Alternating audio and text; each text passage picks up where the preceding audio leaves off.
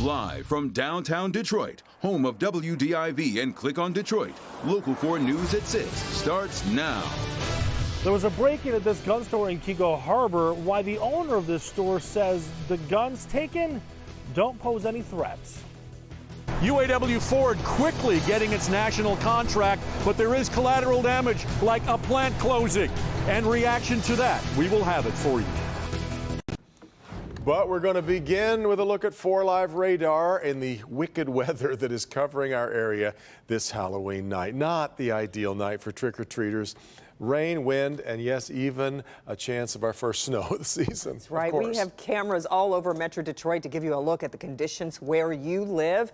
This is Grosse Pointe, Mount Clemens, and Romeo, and every area has one thing in common, and that is rain. Let's get over to Ben with what to expect before you head out, Ben. Yeah, Kim and Devin, in some of those spots you saw, it's light enough that the kids can at least get out and get something on their plastic pumpkins, but it's going to deteriorate fast. So if the conditions are tolerable where you're at, take advantage of it now and get out and get as much candy as you can, because the west part of our area is already seeing those conditions get a lot worse. Look at that snow that's out to the west. All those areas of blue from Kalamazoo through Lansing. Now we're starting to see the flakes fly in Jackson. And in fact, that line is getting awfully close into our west zone. South zone locations, you did see some dry conditions, but it's rapidly starting to see those rainfall amounts intensify. Here's the west zone, and that is that rain snow line. So Chelsea, Manchester, Howell, you could be getting the flakes before too long, but even on the east side of that, that rain's starting to intensify as it moves further to the east. Now let's talk about the cold, because the wind chills right now, 40s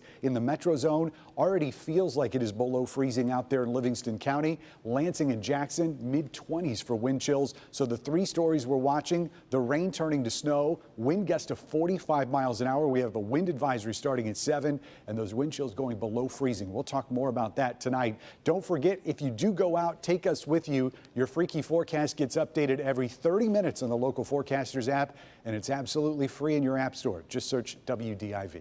Devin? Back to Ben in a few moments. We are in several communities across Metro Detroit as the trick-or-treating is just getting started. And a common theme, as Ben mentioned, the rain is pretty much everywhere. A live look here at Sterling Heights. Yeah, let's get over to Dearborn.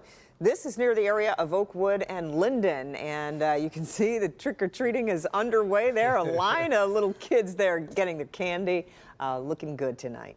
And trick-or-treating just getting started on Gartner Street in southwest Detroit, and that's where Coco McAvoy is standing by. We'll have a live report coming up from her about 10 minutes from now. All right, let's head back to Romeo, though, in the meantime, where Paula Tutman has really been getting soaked pretty much all day. Paula, have conditions there improved any? We last talked to you at 5. How are you doing since?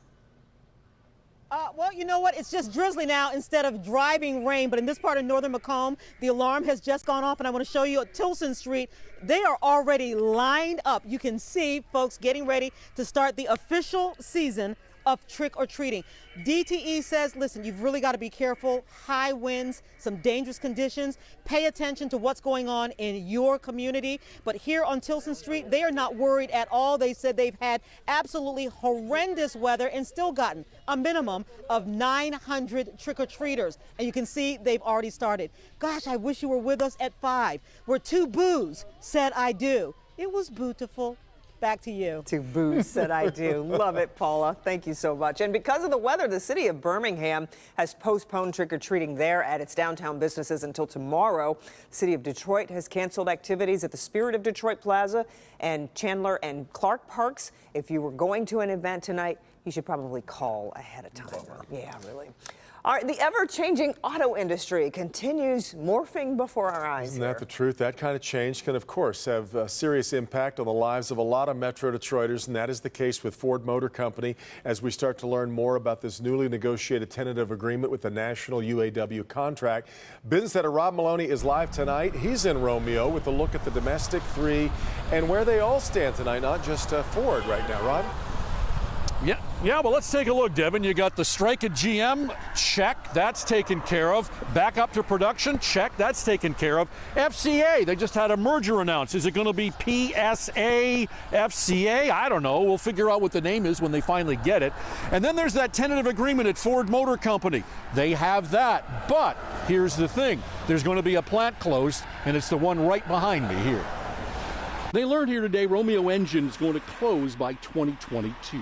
It's very sad. This is my third plant closing. Hell yeah, I'm angry. I'm angry at my union for not representing the people, for representing themselves, the international union. Absolutely. I'm not sure where everybody's going to go. Yet the union is saying, unlike GM, rank and file will not have to move to another state, will have local work if they want it, and yes, there are retirements available. With my seniority, I would hope for a bridge or a buyout. I would take that and run. I absolutely want to retire, yeah. As for General Motors, the company's getting back on the production highway, says Center for Automotive Research analyst Kristen Dijic. All of their production is up and running now. We've got the truck plants trying to make up as much as they possibly can, but they were already running those plants all out prior to the strike. So there's going to be a hit to output. Fourth quarter is going to have some dings. As for Chrysler, they're awaiting their turn with the UAW and national contract negotiations. This is a very expensive contract at GM and Ford. Chrysler just posted earnings and had very strong earnings in the third quarter, but it's still going to be tough for them to take on all of these costs, especially for equalizing in progression workers. Yeah, they have about 13% of the workforce at Chrysler on either in progression or temporary. In the meantime, with Ford, on Friday, tomorrow, they're going to send this to the subcouncil, the national local presidents, to find out what they think about it. But it passed unanimously at the bargaining table. It's likely to get sent off to the rank and file. They're going to have their education sessions and vote, but this one might take a couple of weeks, so we're going to have to wait and see. And of course, it's no slam dunk that this is going to pass. They have 700 votes here in Romeo that are likely to go against that contract. Back to you. Exactly, Rod. Now, you mentioned, of course, Chrysler sitting there waiting its turn. You have to wonder, though, all of this merger talk with Peugeot, Chrysler workers have to be wondering how that affects their talks. Well, they're probably going to be okay. And in fact, there is language in the contract as it pertains to a strike, not a strike, but a merger. And so they're well aware that these things can happen. But because the Jeeps and the Ram trucks are so valuable to the company, the chances of the merger having a big impact on this are probably pretty slim, because the merger is more about global and European production than it is here. All right, well, we'll wait to turn our attention to Chrysler while we wait for the word from Ford. Meanwhile, another UAW official has been charged in an ongoing corruption investigation. This is Edward Nick Robinson of St. Louis, and he's facing embezzlement charges. He was the president of the UAW Midwest Community Action Program. According to court documents, he diverted $850,000 by claiming the money was needed for UAW conferences. Robinson is a close associate of President Gary Jones. The local high school football champions for the past 2 years have now canceled the rest of their season. Warren De La Salle says it is forfeiting its first playoff game over allegations of hazing in the team's locker room. The school not getting into specifics about what happened, but does say the hazing appears to be more pervasive than originally thought. De La Salle has been a powerhouse, winning 3 state championships in the last 5 years. Mara McDonald is working that story, and we will have more coming up on Local 4 News tonight at 11. The jury is now deliberating in the trial of a man accused of hitting and killing an Oakland County deputy. This happened during a police chase on Thanksgiving 2 years ago, 2017. Prosecutors accuse Christopher Barak of Macomb County of hitting and killing Deputy Eric Overall. Overall was setting out strips to stop Barak's car when he was hit and killed. Barak is charged with premeditated murder and murder of a peace officer. It's a crime that has an Oakland County school district taking extra precautions to protect students. These 2 people broke into a gun store in Kego Harbor and walked away with guns and ammo. As Nick Monticelli reports, the theft prompted extra patrols at nearby schools. I've got some good clarifying news to pass along. First of all, some people thought there was an actual threat against the schools. One of them is actually right across the street from this gun store. That was never the case. And also, some of the guns taken can't even be used. The break-in? Yeah. It's horrible. The news of the gun store break-in spread quickly through Kego Harbor and then became a topic of concern. This crossing guard telling us there's been a lot of worry here. Oh, definitely. I don't want anyone to get hurt. The worry is for 2 reasons. First, Safes and Guns Unlimited is right across from a middle school. And 2, some think this pair caught on camera look like young school-aged kids. This happened around 3:30 Tuesday morning. You can see the pair walking around, casing the store, and then breaking in with a sledgehammer. Once inside, the pair stole a pellet rifle, a deer hunting rifle, a shotgun, and a rifle made in the 1940s. And none of the ammunition taken works in any of those guns. But just in case, the West Bloomfield School District had extra police patrols at several of its schools today. Some parents were confused, thinking threats had been made. That was never the case. This is just out of an abundance of caution. I mean, there's been absolutely no reason, nothing's been shared with us or the local law enforcement as far as there any credible information to work on as far as any issues or anything like that in any of our buildings today. It's just an extra layer of precaution. There's no reason to worry at all. In Keego Harbor, Nick Monticelli, Local 4.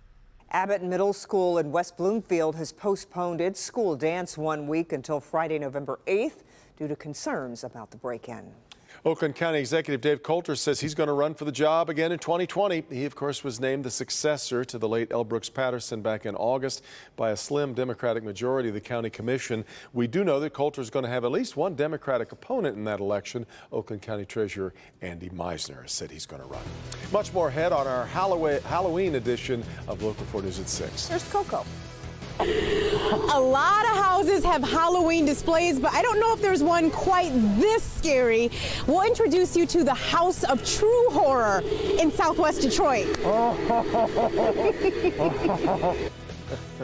But first, it's proven to help you cut back if you don't ignore it. How to cut down on calories the next time you stop at a fast food restaurant. Dr. Frank McGeorge is in next with important health headlines.